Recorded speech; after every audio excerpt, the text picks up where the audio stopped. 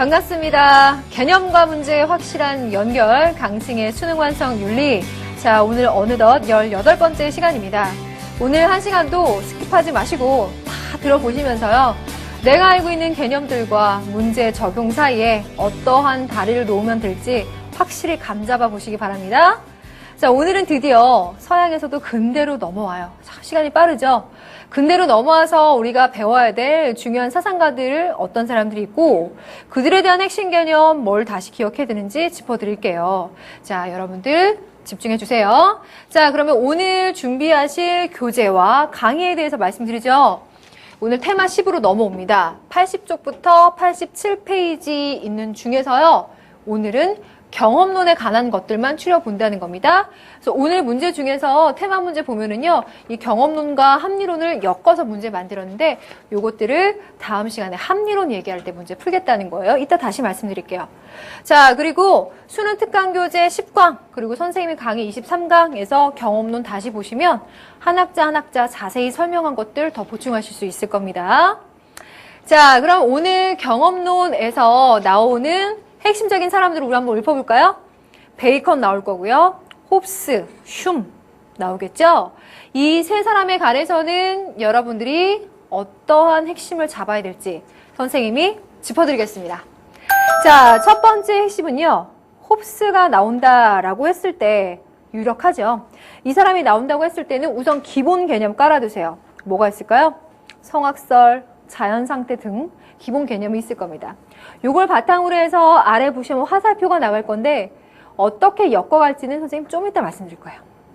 그리고 두 번째, 흉에 관해서도 가능성이 꽤 있어요. 자, 흉 같은 경우에는 주정주의를 얘기한 철학자라는 점 가장 중요한데요. 요걸 바탕으로 해서도 또 화살표 들어가 있죠. 어떻게 연결시켜서 대비할지 역시 말씀드리겠습니다. 자, 오늘 강의에서는 두 사람 말씀드렸고 기본에 깔아야 될 핵심 개념 말씀드렸는데요. 이걸 바탕으로 해서 어떻게 연결을 시켜 나갈지 핵심 개념 정리 화면 보시죠. 자, 우선 베이컨, 홉스, 흉 세 사람 나오겠죠. 자, 이 세 사람에 관해서 선생님이 정말 포인트만 적어놨어요. 경험론, 국가, 감정, 공감 이렇게 적어놨는데 이러한 소재가 중요하게 쓸 텐데 이것들을 어떻게 엮어가느냐가 문제예요. 그 엮어가는 방법을 아셔야 내가 뭘 대비했는지를 아는 거거든요. 자, 그 얘기를 지금부터 선생님과 함께 풀어가겠습니다. 자, 베이컨 같은 경우에 경험론의 선구자 이렇게 얘기를 하는데요. 자, 이 사람이 진리를 찾아가는 방법으로 얘기하는 게 뭐죠? 바로 귀납법입니다. 이 귀납법은 과학적 지식을 탐구해가는 방법이죠. 그래서 이 귀납법에 대해서 대표적으로 베이컨 얘기할 수 있는데 이걸 공부할 때는요. 귀납법만 보시지 마시고 연역법을 의미 한번 보시고 데카르트의 입장에서 연역법 생각해 보시고 그와 대비되는 베이컨의 귀납법을 대조적으로 공부해 보시는 게 가장 효과적이에요. 근데 이 정도 얘기는 거의 그냥 기초 정도라고 할 수 있고요. 더 중요한 건 이러한 과학적 지식을 이 사람은 왜 추구할까요?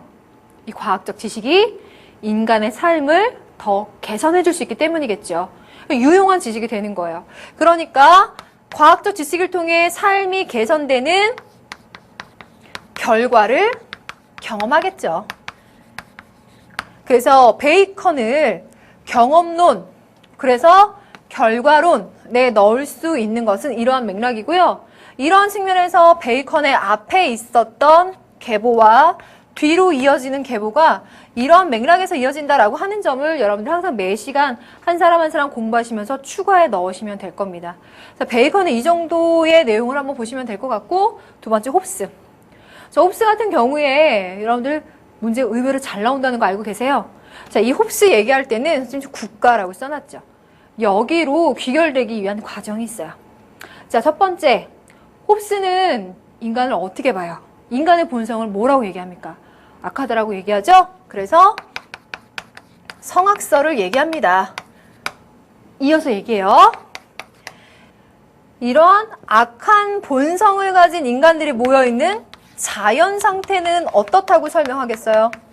당연히 만인 대 만인의 투쟁 상태다라고 설명하겠죠.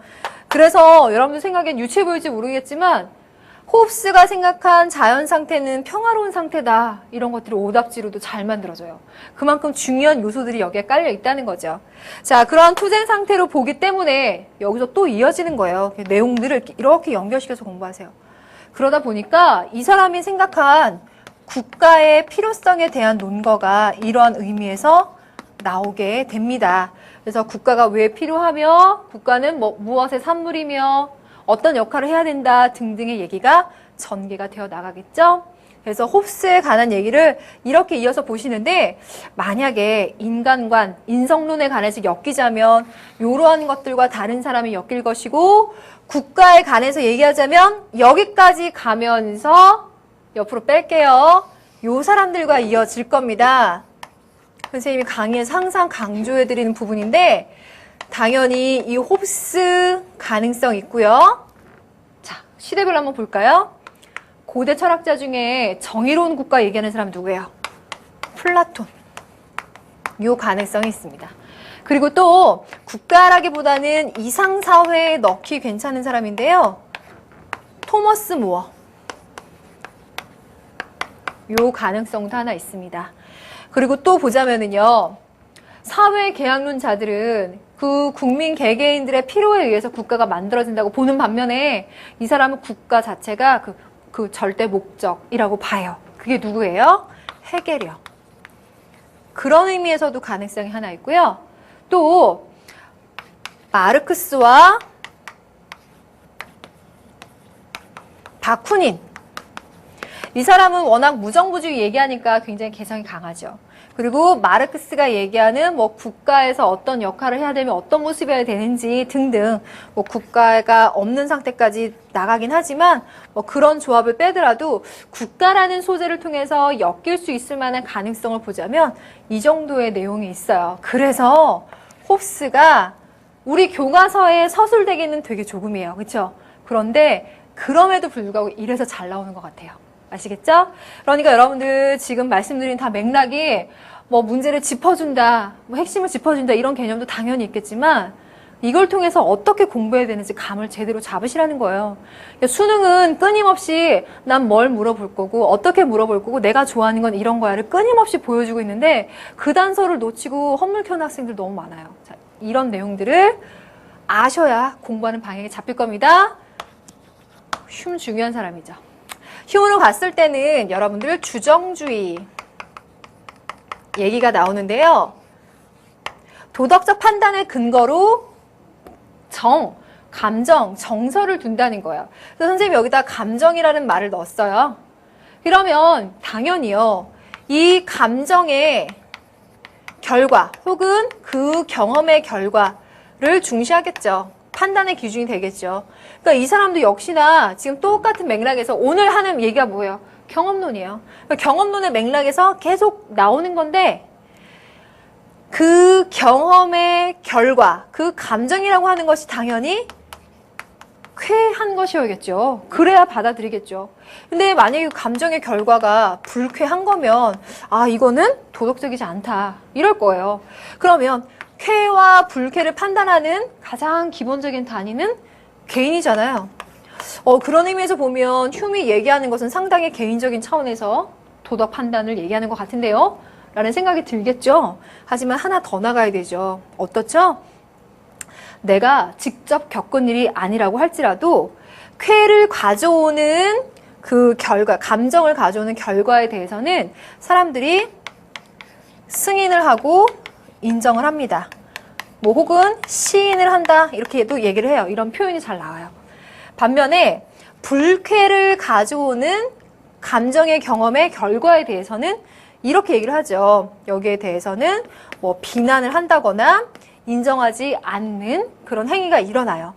그래서 승인, 인정, 시인으로 가는 것은 우리가 사회적 차원에서 공감한다라고 말하죠.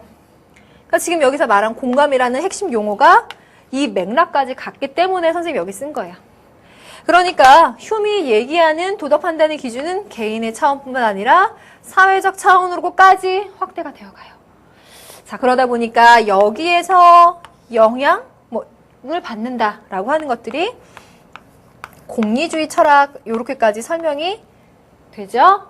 자, 그러면 휴메의 기본적인 내용이 이거예요. 선생님이 아까 말씀드렸던 그 핵심 콕에서 말씀드렸던 게 휴메의 주정주의 바탕으로 해서 화살표를 쳤잖아요.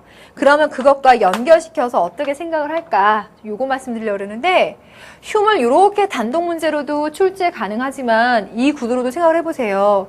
이 사람 같은 경우에는 도덕적 판단 기준이 결과, 경험이라고 하는 거잖아요. 그런데 이에 비해서 가장 대비를 잘 할 수 있는 사람이 자, 보이시죠? 칸트 같은 사람이에요. 주제를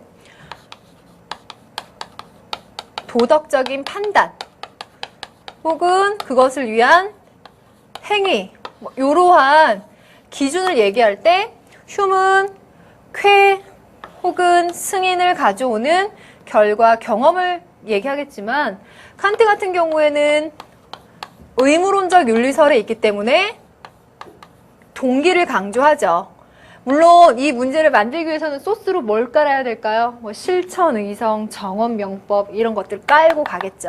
그러니까 그런 것들을 바탕으로 해서 두 사람을 엮어서 출제하는 것이 가능합니다. 선생님이 처음에 짚어드린 그 밑에 화면에서 홉스와 연결된 것은 이 주제까지 확장시켜 생각해보라는 의도였고요. 휴문 바로 이 의도였습니다. 이렇게까지 방향을 잡아보시면서 공부를 하는 것이 좀 더 효과적일 것 같아요. 자, 이렇게 해서 경험론에 관련된 철학자 베이컨, 홉스, 휴메의 기본 개념을 방향을 잡아서 말씀드렸어요. 자, 이 정도면 됐겠죠? 오늘 얘기하려고 했던 부분들 네, 맞아요. 자, 그러면요.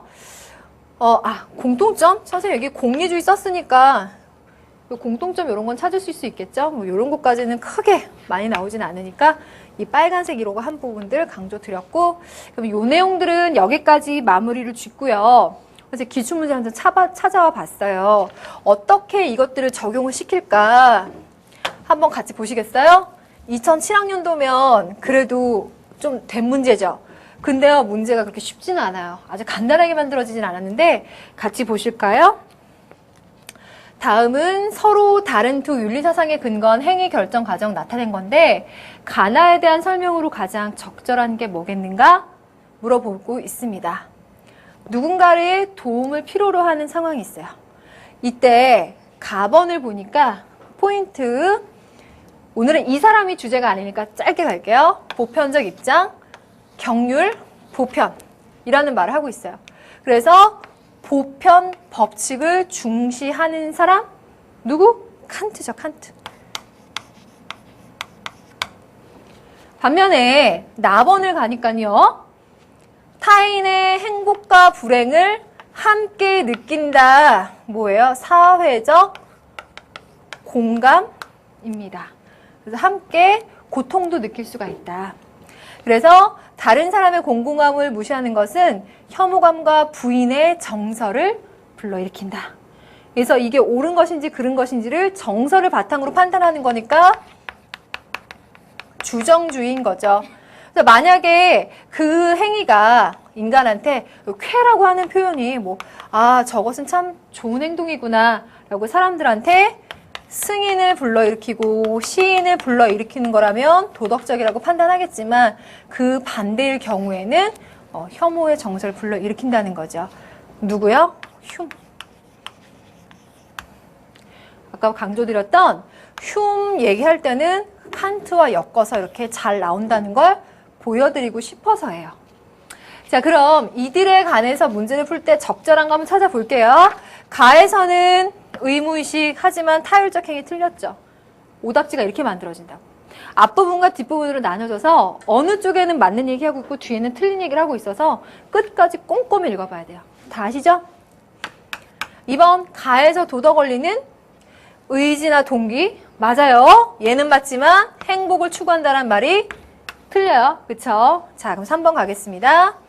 나에서는 이성이 도덕 판단의 근원과 기준이지만 틀렸죠. 이성이 도덕 판단의 근원이 아니죠. 정서죠. 감정. 그래서 이성 그 자체는 행위의 동기가 될 수 없다? 맞아. 하지만 이 앞부분이 틀렸어요. 자, 그럼 4번 갑니다. 가에서는 인간의 존엄성을 지닌 목적적인 존재, 나에서는 공감을 지닌 뭐요? 우주의 인가적 필연성? 우주의 인가적 필연성 얘기하는 것은 스피노자 같은 경우에 대표적으로 들어가죠. 그러니까 공감까지는 맞는데 여기서 딱 틀려버린 거예요. 다 틀렸네요. 그럼 5번. 가의 기억은 절대적인 것. 나의 니은은 사회적 효용과 관련된 정서. 그러면 그 사회에서는 선으로 받아들일 수 있지만 시대가 바뀌거나 다른 사회의 경우에는 그 결과가 달라질 수 있겠죠. 그러면 얘는 상대적으로 갈 거라는 거예요. 그래서 선생님이 아까 핵심 내용 짚어드리면서 계보에 대해서 말씀드렸는데 그런 의미에서 두 가지가 다른 계보로 가기 때문에 이러한 선택지가 가능한 거죠. 이해 잘 되시죠? 그럼 5번이에요. 그러면 이 문제를 통해서 선생님 여러분들한테 드릴 수 있는 팁은 첫 번째, 휴움 같은 사람 공부하실 때 다른 계보를 가진 칸트와 같은 사람 같이 공부하는 것이 훨씬 좋고, 그리고 이제는 우리 수능을 딱 보면서 가고 있으니까 확실한 방법까지 짚어드리면 선택지의 구성이 어때요? 정답은 5번 맨 끝에 가 있어요. 그러니까 4번까지 꼼꼼히 다 읽어야 돼요. 근데 그 선택지, 오답 선택지의 구성이 어때요? 정답인 것처럼 말하다가 오답인 부분이 끝부분에 탁 숨겨져 있어요. 그러니까 맞는 말과 틀린 말을 섞어 놓은 거야. 뒤섞어 놨어요. 그래서 그런 류의 선택지가 이렇게 만들어지는 경우가 있기 때문에 그래서 출제하는 사람들도 오답지를 이러한 방법으로 또 만들어도 되겠다라는 룰이 하나가 있겠죠. 그러니까 그런 것들 여러분들 잘 피해 가라는 거죠. 근데 이 문제의 경우는 너무 그 룰을 많이 사용한 경우겠죠. 자, 그래서 그런 두 가지 정도 팁을 드릴 수가 있겠네요. 그래서 이 문제는 휴움과 칸트 구조를 보여드리기 위한 것이고, 다음 문제를 볼까요? 2009학년도 9번 갑니다. 선생님 휴움을 강조하는 이유가 또 이렇게까지 단독으로 나온다는 거예요. 지금 보면 조음에 대한 승인과 거부가 내려진다. 휴움인 거 딱 아시잖아요. 그렇죠? 그래서 악기의 한 현이 다른 현들을 울리는 거. 한 현이 다른 현을 울려요. 내가 이건 좋은 감정을 가져오는 행위다 라고 내가 개인적으로 느낀 거는 다른 현을 같이 울려주듯이 사회적 구성원들이 함께 공감을 해버린다는 거예요. 그러니까 사회적 공감을까지 가게 되는 거죠. 느낌, 정서, 감정, 흉. 명확하죠? 근데 사실 학교에서 이 문제 풀어보면 이게 왜 흉인지 모르는 친구들 많이 있어요. 그래서 이렇게까지 설명드렸고요. 자, A하고 이제 B의 내용에 있어서 A에는 아니요, B에는 이해로 답할 수 있는 걸로 가야 돼요. 도덕성의 본질, 도덕감, 감정 주정주의, yes. 도덕적 지식의 근원은 경험인가? 라고 얘기하고 있어요. 어때요? 도덕적인 지식의 근원은 경험, yes로 가야 되죠? 그 다음 도덕적 행위의 원천은 실천적인 지혜, 실천적 지혜 얘기하는 거 아니죠? B번 도덕적 실천에서 사회적 덕을 무시하는 거 이거 잘 나오겠죠? 사회적 차원으로까지 간다 그랬으니까 얘도 노로 가야 돼요. 도덕 판단의 기준으로 유용성을 강조하는가? 유용성 나오면 그냥 딱 주의만 얘기하는 거 아니에요? 아니잖아요. 감각적 경험의 결과가 어쨌든 좋은 걸 받아들이는 거예요. 휴움의 입장에서는 그게 쾌를 줌으로써 사람들한테 승인이 되어지는 거죠. 그런 의미에서 유용성이에요. 그렇죠? 그러니까 행위의 결과를 중시한다는 맥락이에요. 그러면 맞는 건 5번밖에 없죠? 그래서 정답이 5번이에요. 그러니까 단독으로도 이렇게 출제가 돼요. 휴움이 그래서 중요해요. 자, 그러면 한 문제 더 봐도 되겠어요? 2번에 나왔죠? 이게 휴움한테 정말 유명한 말이거든요. 근데 이걸 친구들 잘 놓쳤어요. 그래서 이성에서 발생되는 게 아니라 그 원천, 판단하는 원천이 이성인 것이 아니라 이성에 의해서 판단할 수는 있다고 하더라도 그 이성 자체가 온전하게 그걸 다 말해줄 수는 없다. 혐오 또는 선호가 어떤 대상을 향해 일어나는 것은 고통 또는 쾌락에 대한 예상 때문이다. 혐오와 선호라고 하는 감정, 정서. 이것이 더욱 도덕적인 판단이나 행동으로 이끌어주는 큰 요인이 된다. 이성이라는 게 있다고 하더라도 더 큰 건 이거다. 주정주의, 흉으로 간다는 거예요. 그래서 공감이라는 거죠. 1번 이렇게 나오는 거거든요.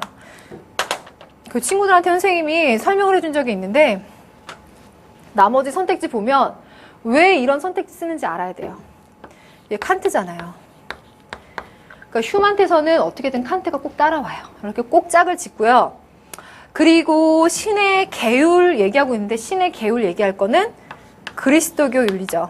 중세 철학. 그러니까 3, 4번은 그런 의미에서 틀리고요. 나머지 잘 봐요. 자신의 행복을 추구한다는 말, 자신의 이익을 존중한다는 말, 윤리에서 어떻게 찾아보면 가능해요. 근데 우리 교과내에서 그걸 주어진 상황을 이용해라, 남보다는 나를 챙겨라, 이렇게 갈 수 있겠어요? 이거는 오답지를 위한 오답지의 경우가 많아요. 그러니까 이런 것들에 혹하면 안 되죠. 이건 틀리지 말았어야 되는데 많은 친구들이 틀렸어요. 자, 이렇게 흉 문제가 출제 가능합니다. 첫 번째 유형 보여드렸고요. 그럼 홉스는 어떻게 나올까요? 한번 보시겠습니다. 2011학년도 수능에 보니까 가나다라에 들어갈 옳은 질문만을 보기에서 고르는 것은 그 주제에 대놓고 말해주고 있어요. 국가에 대해서 탐구한다. 그리고 얘를 보니까 자연 상태에서 국가가 발생한다라고 이유 말해주고 있고요. 만인 사이의 분쟁을 해결하기 위한 필요의 산물이라고 말해주고 있어요. 그러니까 홉스는 이 정도에서 다 설명이 된다는 거예요. 지금까지 항상 그래 왔습니다. 그럼 나번에 보니까 선의 이데아, 철인 통치 다 나왔어요. 플라톤. 여기는 어때요? 최고의 인륜. 누구야? 헤겔이요. 됐죠? 그럼 선생님이 아까 말씀드렸던 구도가 다 나왔다는 겁니다. 이런 식으로 홉스 문제가 출제됐었고 이건 여러분들이 풀어보셔야 되겠습니다. 자, 그러면 또 어떤 식으로 출제가 되느냐, 홉스 같은 경우 구도만 보여드리려고 그래요. 다음 문제를 보시면 문제적 문제야. 이 수행평가의 문제는 항상 꼼꼼히 읽어봐야 돼요. 갑을 잘 보시면 이기적인 인간들, 성악설, 그래서 자연 상태가 어떻다고? 만인 대 만인의 투쟁 상태라고. 이게 다 나온다는 거예요. 어때요? 그래서 국가를 형성한다는 이유까지 다 가죠?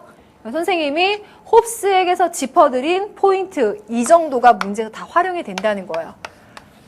그런데 을을 보면 어때요? 국가는 객관적인 정신, 인륜의 최고 형태. 누구? 헤겔. 이렇게 나와 있네요. 그러니까 앞에 풀어본 문제는 여기다가 플라톤이 하나가 추가된 거고 2번의 모평 문제는 헤겔과 홉스와 헤겔의 구도로 딱 나온 거예요.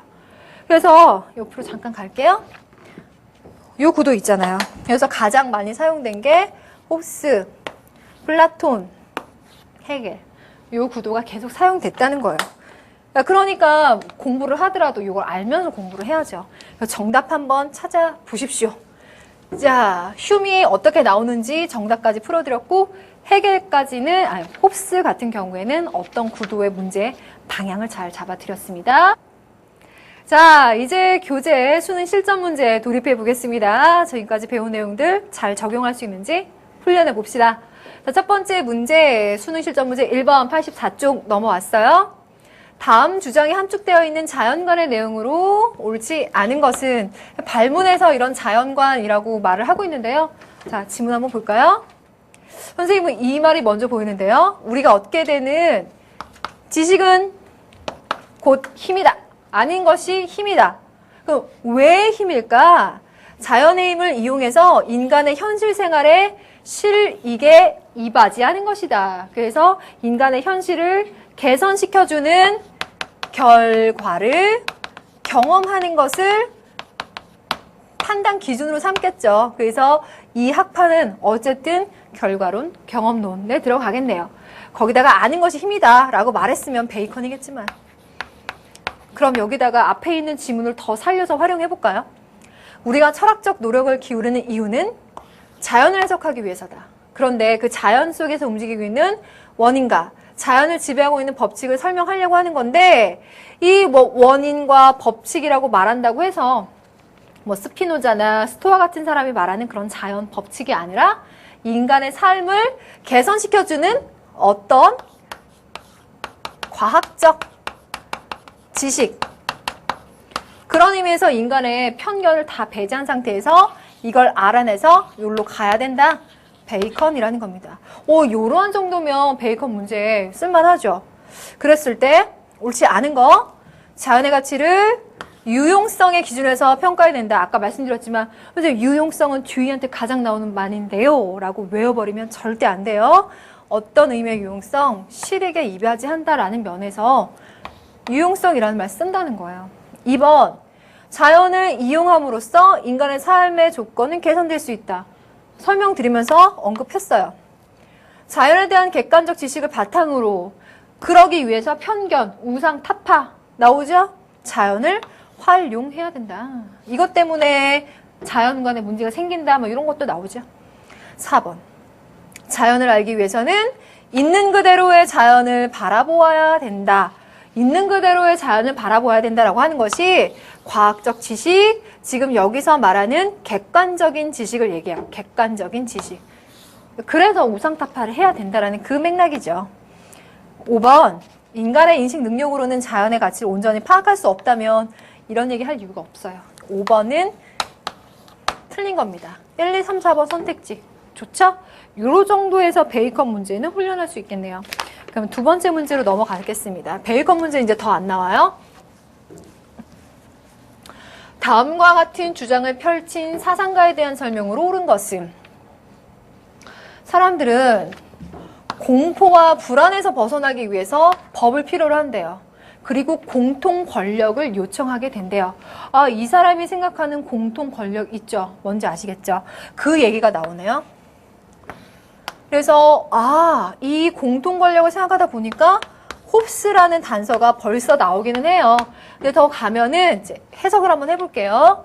공포와 불안이 생기는 이유는 인간의 본성은 악하고요. 이러한 인간들이 자연 상태에 놓이게 된다면 저것과 같은 투쟁 상태, 불안한 상태가 된다는 거예요. 그렇기 때문에 그것에서 벗어나기 위한 필요 때문에 공통 권력, 국가에 합의를 한다는 거죠. 합의의 산물이죠. 리바이어던이라고 하는 게 그래서 나오겠네요. 더 얘기 안 해도 되죠. 그리고 홉스라는 거 더 정확해지는 단서가 이 합의체에 완전히 양도할 것을 승인한다. 완전히 양도해요. 그가 가진 권력은 우리에게서 나온 거기 때문에 그 권력을 따르는 게 논리적으로 맞다라고 보는 거죠. 홉스 정확해졌죠. 1번. 어디가 틀렸어요? 자연 상태가 평화롭다라고 설명하면 안 되죠. 2번. 권력의 원천은 국민에게 있다는 주장을 제시했다. 어때요? 맞죠? 권력의 원천은 국민에게 있고 이것을 절대 권력에게 양도한 거죠. 원천 자체는 국민이에요. 그럼 3번.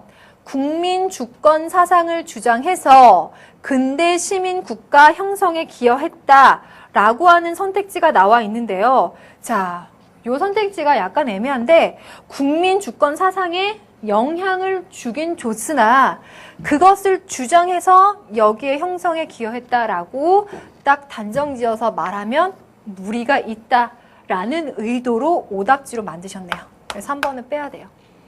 4번. 왜 틀렸어요? 성악설 썼죠? 본성을 신뢰하지 않죠? 5번. 이것도 기출됐었던 선택지 유형이거든요. 홉스가 복지 제도를 얘기하진 않아요. 그렇죠? 그렇기 때문에 맞는 것은 2번 밖에 없습니다.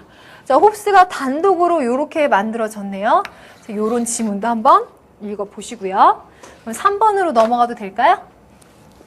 84쪽 기억과 니은에 들어갈 개념에 대한 설명으로 옳은 것은 자, 분위기를 보아하니 홉스 얘기가 또 나올 것 같은데 볼까요?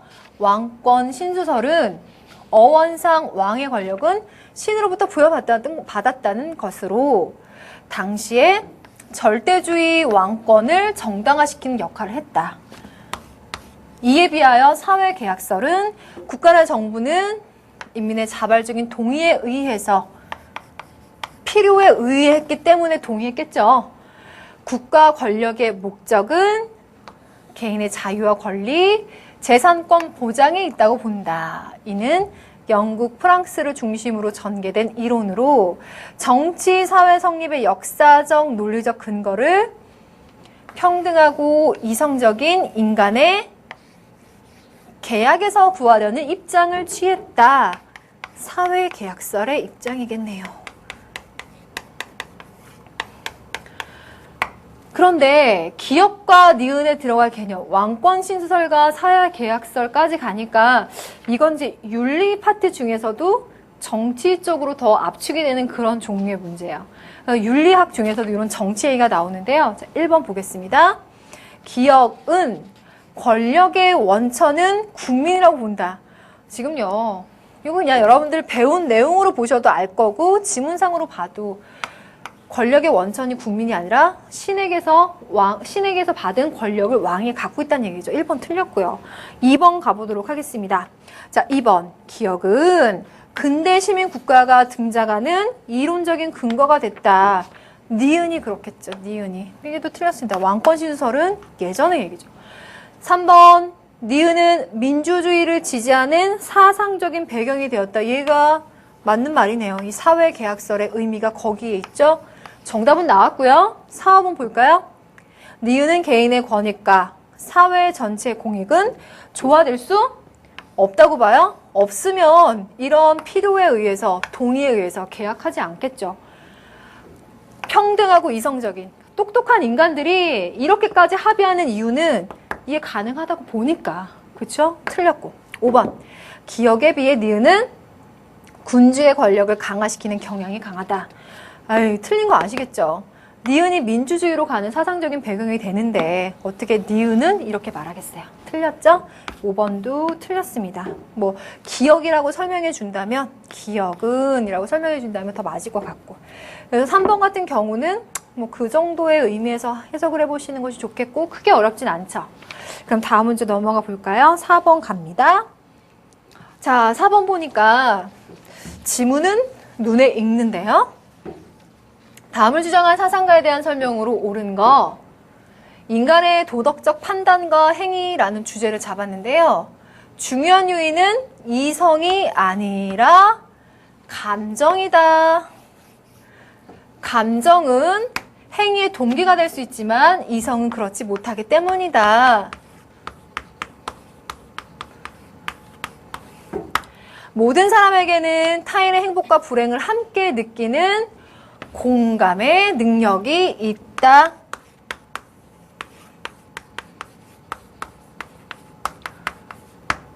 공감을 통해서 쾌감을 느낄 때 바로 그것이 선이라고 도덕적으로 판단한다는 거예요. 이 조합은 흉. 그러면 5가지 선택지 중에서 흉을 고르라는 거네요. 1번. 이성을 사유와 지식의 근원으로 중시했다. 여기다가 체크한 사람 없죠? 여기 지금 아니라고 말해주고 있네요. 2번. 도덕적 가치 판단에 있어서 의지적인 요소를 중시했다. 여기서 딱 얘기하는 것이 감정적인 요소를 중시했다. 틀렸어요. 그 다음 이거 잘 나올 수 있다 그랬죠? 휴미 얘기하는 쾌라고 하는 것을 판단하는 건 물론 개인적인 차원이긴 하지만 뭐야? 사회적 공감을 얘기하다 보니까 사회적 차원으로 넘어가요. 4번.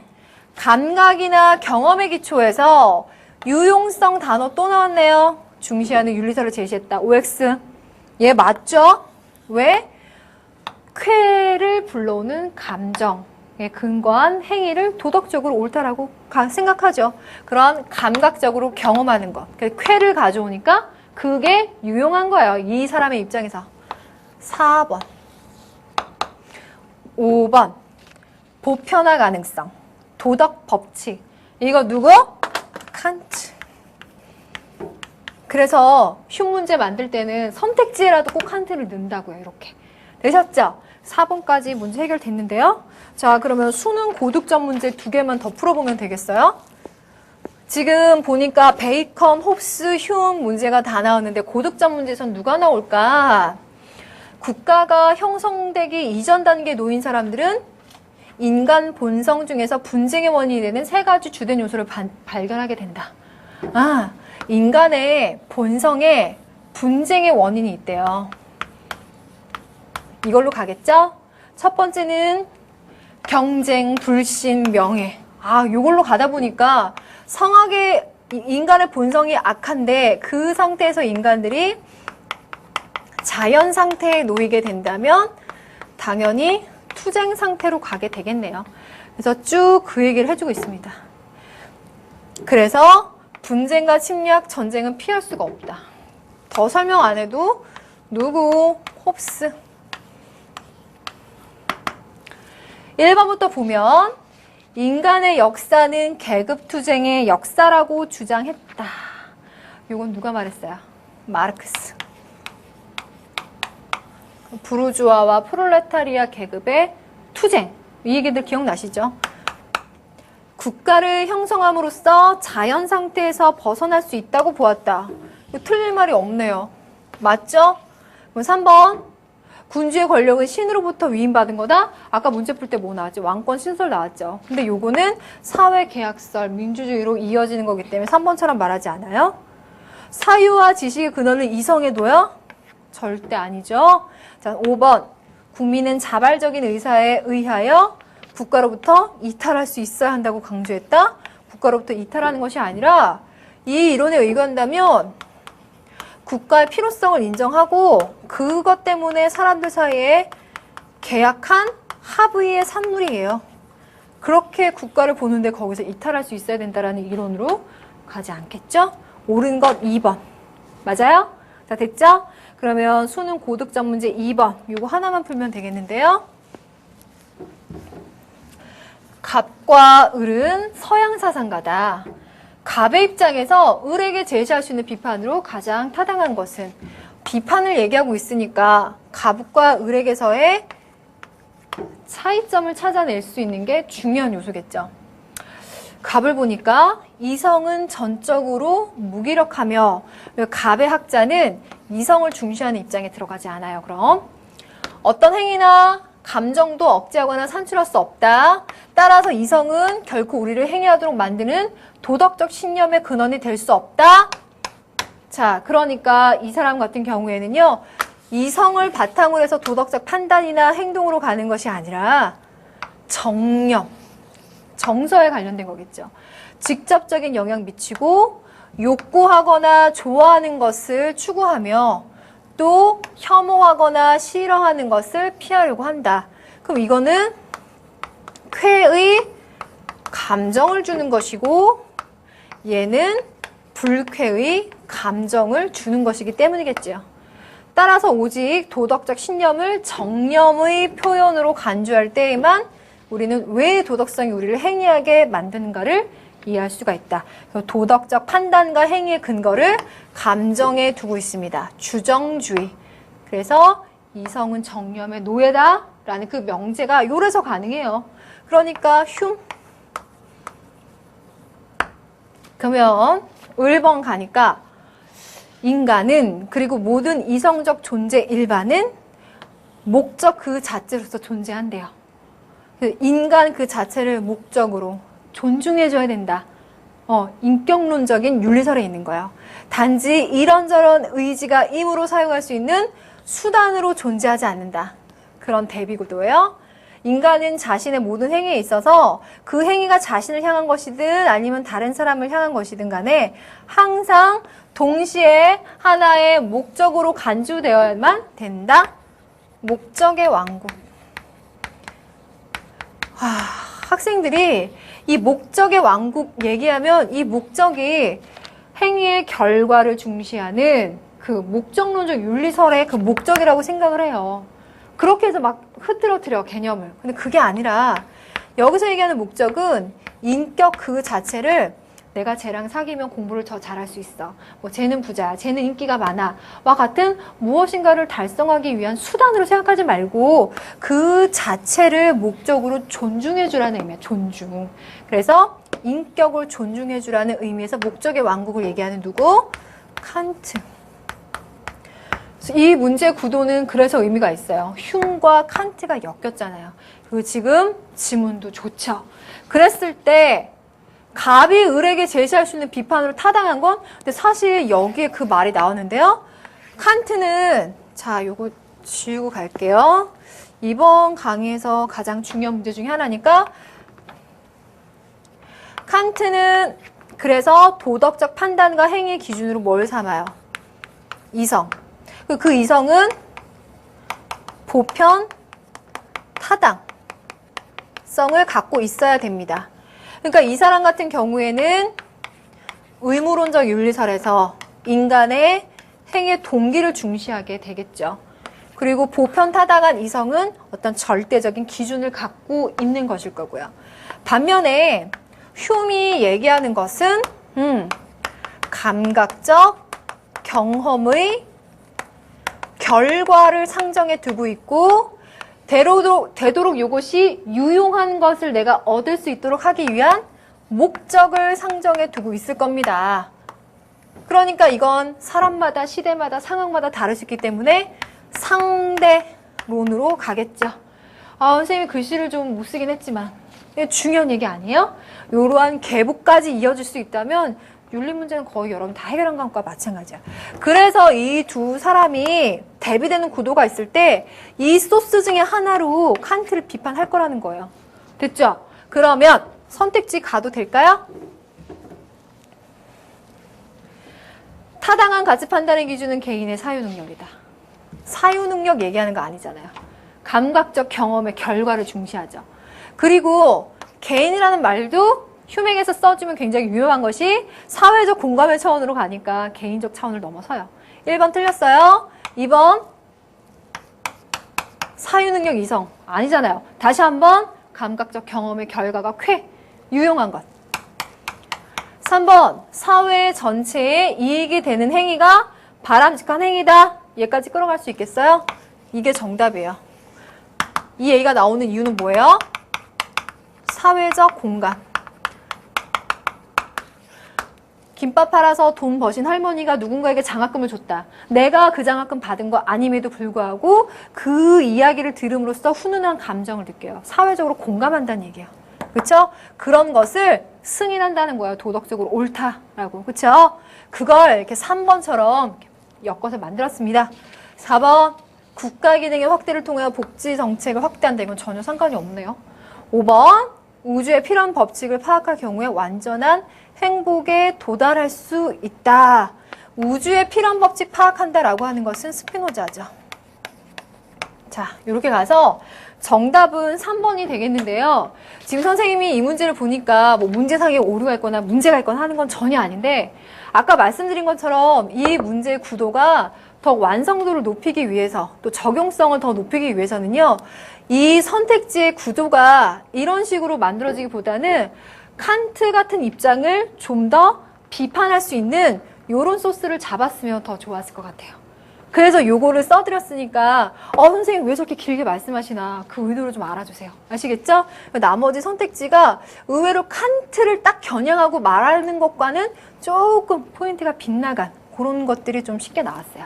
요 정도 의미를 살려주시면서 그럼 요렇게 만들면 되겠구나. 그렇게 학습해 주시면 좋겠습니다.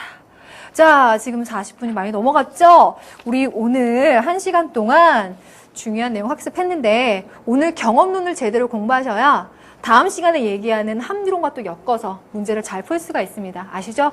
항상 연결됩니다.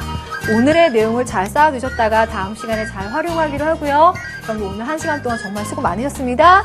선생님 다음 시간에 찾아올게요.